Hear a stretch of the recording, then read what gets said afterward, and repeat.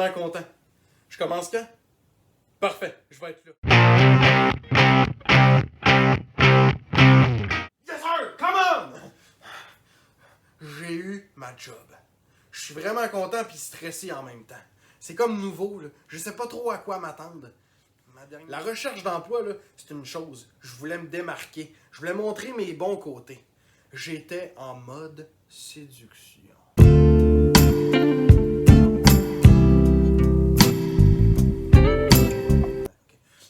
Mais là, il faut que je livre la marchandise. Ça donne bien. J'ai suivi un atelier sur le maintien en emploi avec la gang d'Équitème. Ça m'a fait prendre conscience qu'il existe des attitudes et des comportements nuisibles au maintien en emploi. Le pire, il y a l'attitude. Ça, c'est ta petite voix intérieure. C'est ce qui influence ta manière d'être puis d'interagir. Par exemple, il y a des matins que tu resterais couché. On en a toutes. Puis que ça ne tente vraiment pas de te lever, ni encore moins d'aller travailler. Tu resterais toute la journée en pyjama à écouter des séries. Ton attitude te dicte un discours du genre la journée va être longue, ça me tente pas d'aller travailler, j'ai pas le moral. Ben là, ces pensées-là, ça va être le reflet de ton attitude tout au long de la journée. Là. Il est fort probable que tes collègues ou même ton employeur sachent que ça va pas, même si t'as pas dit un mot. Ça va transparaître dans ton non-verbal puis ton énergie. Le comportement, ça c'est l'extérieur. C'est la conduite puis l'ensemble de tes réactions.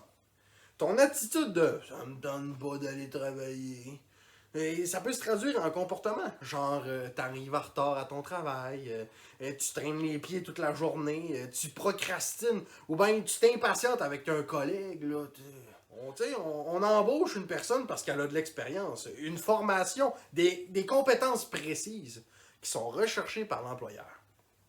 Si un employé manque de certaines compétences, mais présente de l'ouverture pour s'améliorer, ben, l'employeur peut lui permettre d'aller chercher de la formation supplémentaire pour l'aider à apprendre.